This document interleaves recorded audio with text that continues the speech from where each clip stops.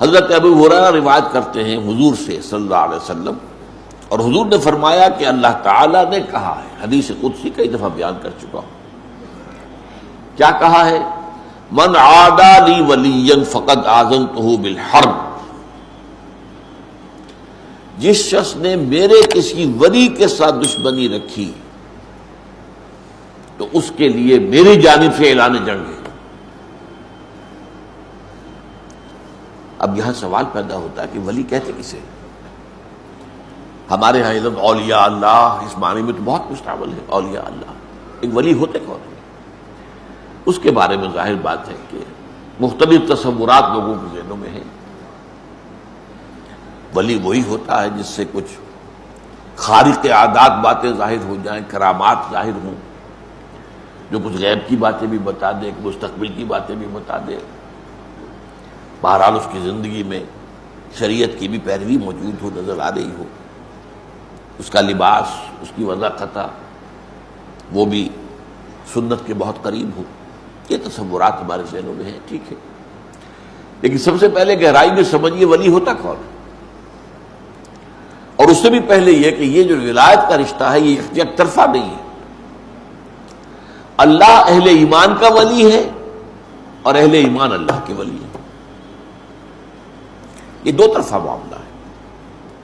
اللہ اہل ایمان سے محبت کرتا ہے اور اہل ایمان اللہ سے محبت کرتا ہے، دو طرفہ معاملہ ہے۔ تو ولی کو سمجھنے کے لیے میں نے جو آپ کو دو آیتیں سنائی ہیں، ایک سورہ بقرہ میں آیت الکرسی کے فوراً بعد جو آیت آئی ہے، اللہ ولی الذین آمنوا یخرجہم من الظلمات الی النور،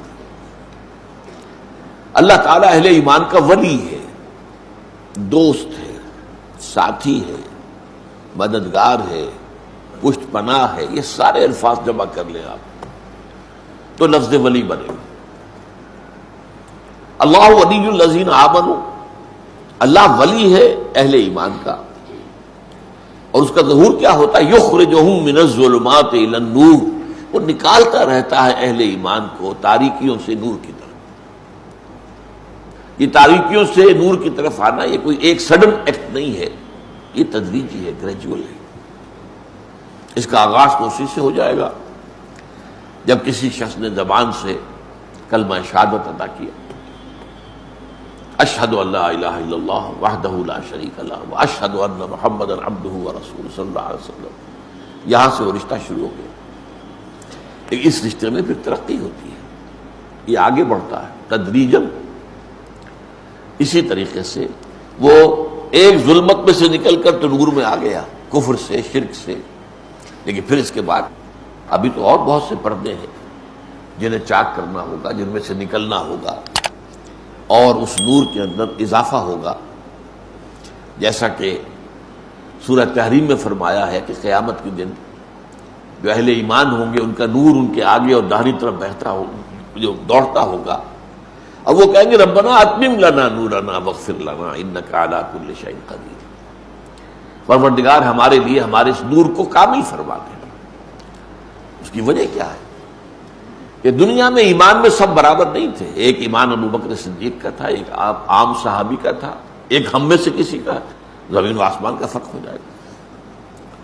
اسی ریشیو پروپورشن سے نور ملے گا میدان حشر میں، جبکہ کہیں نور نہیں ہوگا، اندھیرا ہوگا، دھوپ اندھیرا، اور پل صراط پر سے گزرنا ہے جس کے نیچے جہنم ہے، ذرا ٹھوکر کھائی اور گئے اور گر گئے۔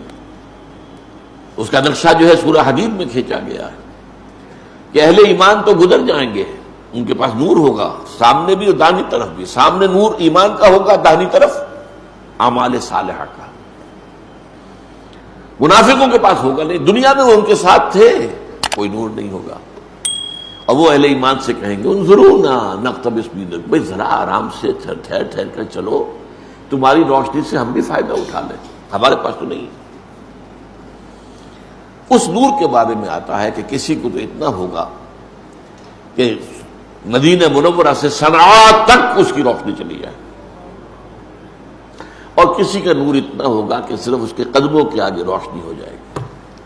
اب یہ بھی اس دن بہت خوش قسمت ہوگا، گویا کہ جنگل میں چلتے ہوئے کسی کے ہاتھ میں ٹارچ تو ہے نا، وہ بہت دور تو روشنی نہیں جا سکتی، لیکن قدموں کے آگے تو پتہ ہے نا کوئی گڑھا ہے یا نہیں ہے، کوئی سانپ تو نہیں بیٹھا، یہ تو نظر آ جائے گا۔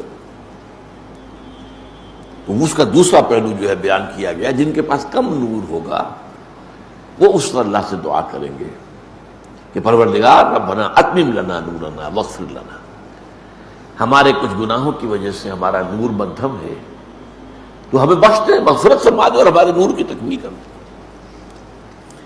تو اللہ ولی الذین آمنوا یخرجہم من الظلمات الی النور۔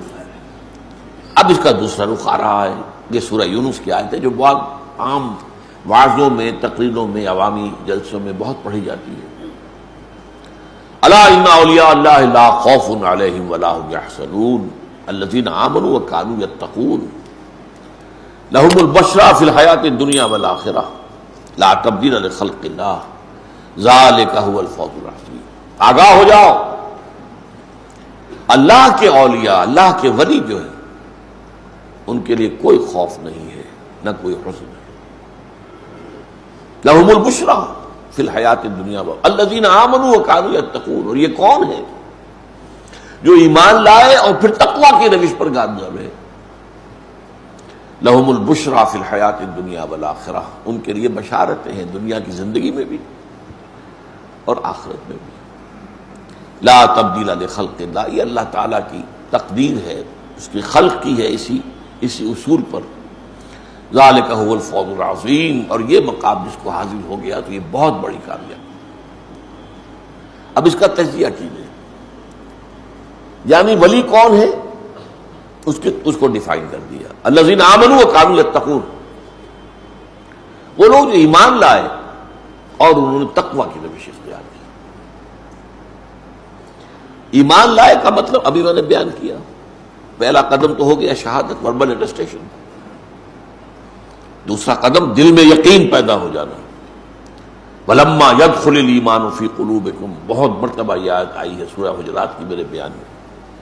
ابھی تک ایمان تمہارے دلوں میں داخل نہیں ہوا، یہ بدو دعویٰ تو کر رہے ہیں لیکن یہ اسلام لائے ہیں، ایمان ابھی نہیں لائے۔ ایمان تو تب ہوگا جب کہ دل کے اندر یقین پیدا ہو۔